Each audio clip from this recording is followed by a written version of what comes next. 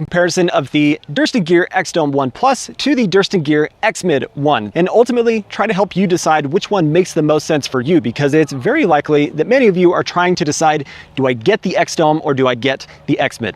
Let's break it down. On my right here is the X-Mid 1, and on my left here is the X-Dome 1 Plus. I want to talk about the main difference between these tents first, then we'll talk about the similarities, then we'll talk about each one individually. But what's important to note first about these two tents is the difference of a fully freestanding tent and a non-freestanding tent. That's important because that can be a main checkbox of a decision maker in choosing one or the other for your backpacking. A fully freestanding tent, in this case, the X-Dome 1 Plus, has a pole structure that goes to all four corners. It makes it so the tent will stand up on its own without requiring stakes, but you still want to drive stakes into the ground so that you're able to have the best performance possible from the tent so that it's not blown away and everything in wind and rain. A non-freestanding tent does not have a full pole structure that is erected around the tent to give it the structure. I am using trekking poles in this case, or I can get some telescoping poles for the pitch of the tent as well, but they're more simplistic in that design. I just have two straight poles that go up into these peaks, and then I have to stake it out for me to be able to pitch this tent correctly. And it's important to note as well that these stakes require a lot of tension, a lot of force on them for you to get a nice tight pitch. With a fully freestanding tent, things can be a little bit more loosey-goosey and your stakes not have to be quite as tight, and it makes it so that this is actually more versatile in being able to pitch in more locations because of the style of it. But that doesn't mean that I can't use this in a lot of the same locations that I use this. This is just easier in areas where I have a hard time driving stakes in the ground, like setting up in the desert on slick rock where I'm using rocks and everything, where rocks, if I don't have enough of them, can be difficult for me to get a good tight pitch of a non-freestanding tent. So that's an important thing to note on the difference between these two.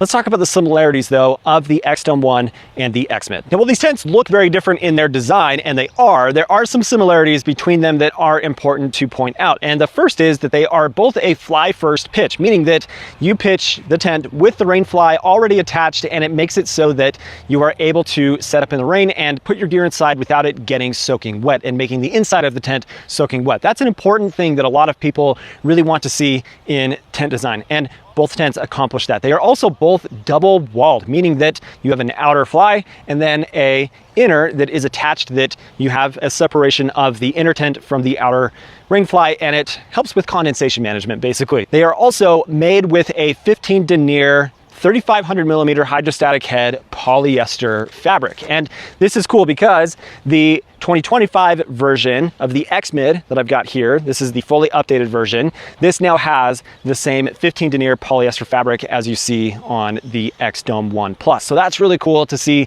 the high hydrostatic head on it, a lightweight material that packs down small, but the polyester fabric also not taking on water and stretching is a really nice aspect of both of these tents. You also have really good ample vestibule space in both of these. Just a huge amount of living space, but also vestibule space for you to store all of your gear. But then also both tents use a minimal amount of stakes to be able to pitch the tent correctly, either 4 or 6 stakes maximum for you to set this thing up, both of them, and get a really good tight pitch that is going to be storm worthy in all sorts of conditions that you would find yourself in. All right, let's dig into this updated 2025 version of the X-Mid 1. I'm excited to see the updates that have been done to this tent because a few years ago I purchased the X-Mid 1, set it up for the first time, was like, dang it, I don't think that this is the right tent for me. The floor was really narrow. It felt like my 25-inch wide pad just took up the entire floor space of the tent. Now, even though the tent is 2 doors, 2 vestibules, and you have all of that vestibule space to store gear, I don't like it when the walls of a tent feel so close together that it's like claustrophobic inside and not an enjoyable, comfortable space to be in. So now this tent has a 33-inch wide floor, and it's also 93 inches long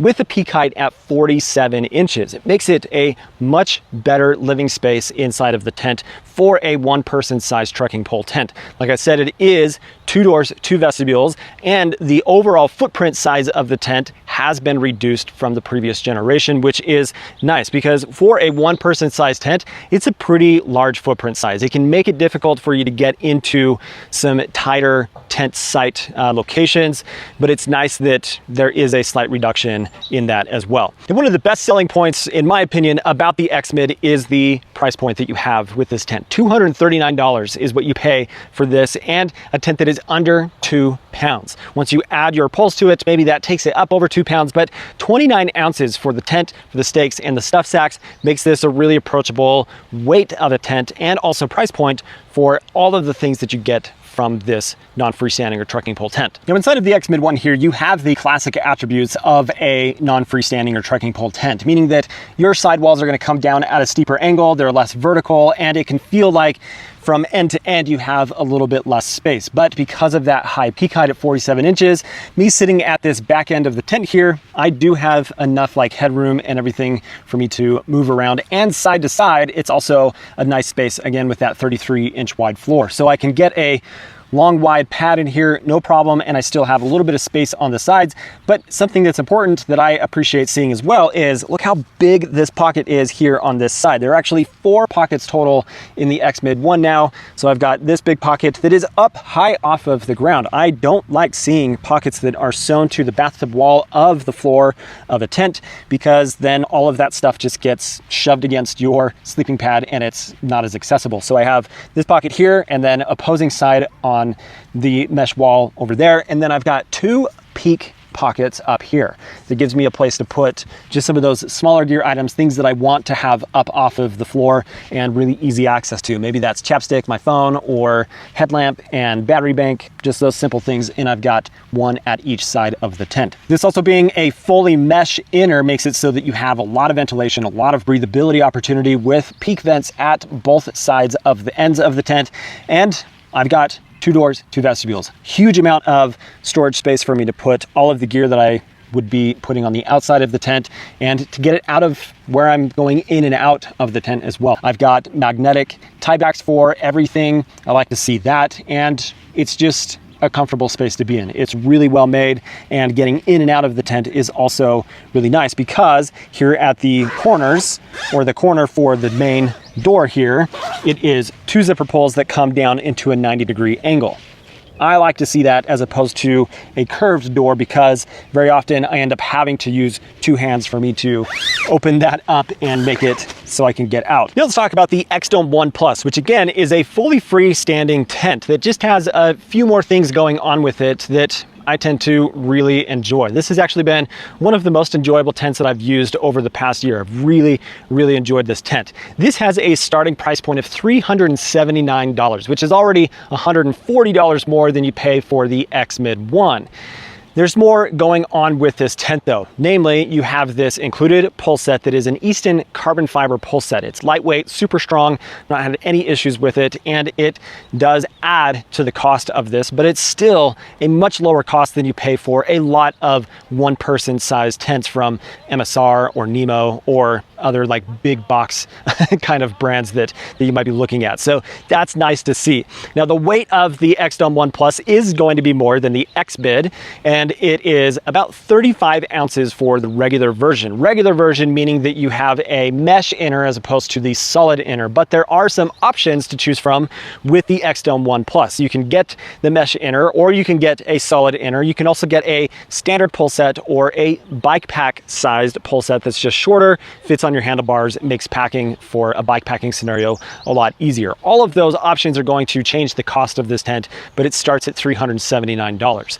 The dimensions of the X-Dome 1 Plus are going to be smaller than the X-Mid, but it can in some ways feel like a more livable space. You have a floor length of 85 inches, which might seem like a huge difference in the length compared to the X-Mid 1, because the X-Mid 1 is like 93 inches. That's a long length inside of the tent. But because of the freestanding nature of this tent, you have more vertical end walls. And so an 85-inch long floor does make it possible for you to get a long wide pad in here, no problem, and your gear not be rubbing against the floor. Now, if you're a super tall person, then maybe the X Mid makes more sense because of that longer length that you get with the floor. But the X Mid has steeper end walls, and so as you go up in height, you are losing the livable space in the tent. But here in this case, it's pretty vertical for a good amount of the height of the tent, and that makes it so that you can reduce the overall footprint size of the tent. Now, the floor shape is unique to the X-Dome 1 Plus. Now, on the X-Mid 1, you have that offset type of floor, where with the X-Dome 1 Plus,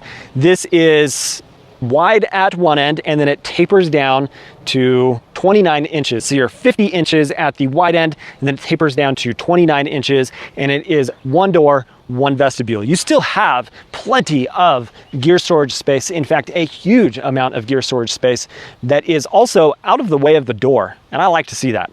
Like I mentioned with the X-Mid, it's nice to not have gear right in front of the zipper. And the way that this is designed is it makes for a really large opening, easy to get in and out of the tent. Now, in other videos, I've talked quite a bit about my experience with the X-Dome 1, and just overall in general, I really enjoy this tent. I am particularly enjoying the solid version of the inner to just keep sand and dust and everything out of the inside of the tent.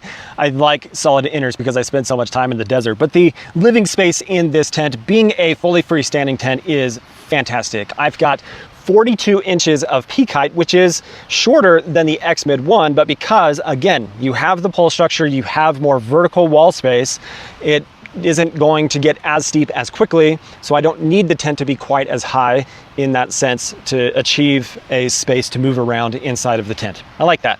You've also got pocket options in here. You've got one that's nice and tall up off of the floor, as well as one that's here on the sidewall of the tent, and then you've got standard loops for you to run cordage and everything if you want to hang other items.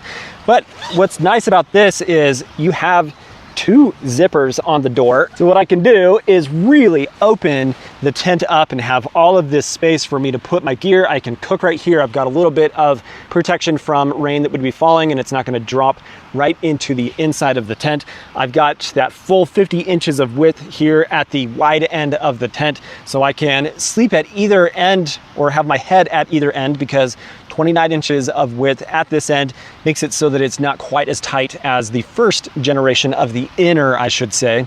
This is an updated for 2025, summer 2025 inner that is wider at the tapered end of the floor. This is a really comfortable space to be in. It's not a huge footprint size, and it's just really well executed. So now the big question is, which tent do you choose? Do you go with the non-freestanding X-Mid 1, or do you go with the fully freestanding X-Dome 1? Really, it just comes down to preference and what are your goals and what do you need the tent to do for you. I find for my specific needs that I am choosing to go with the X-Dome over the X-Mid because I am very often spending time in the desert where I am setting up on slick rock, and it is really hard to drive stakes into solid rock.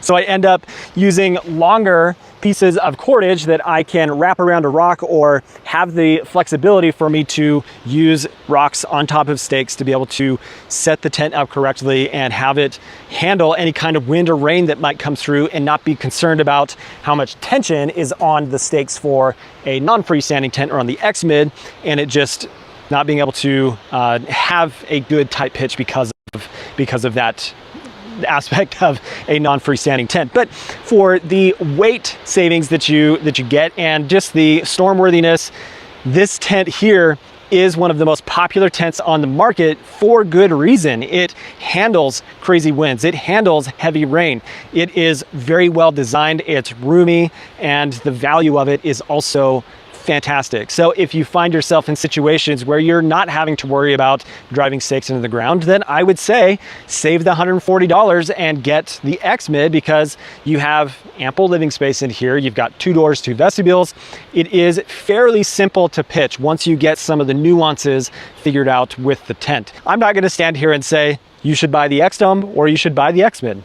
Use the information that I've provided, and hopefully it helps you narrow down which one makes the most sense for you and your specific needs. But I wanted to show the side-by-side of them set up together, to go through the specs, the features, and all of the elements of them so that you can see them in one video and make that decision of which one makes the most sense for you. They're both fantastic tents. Durston is an amazing company. This video is also not sponsored by Durston. I did purchase this X Mid 1 with my own money. This X Dome 1 Plus was supplied as a sample from Dan, and I appreciate that.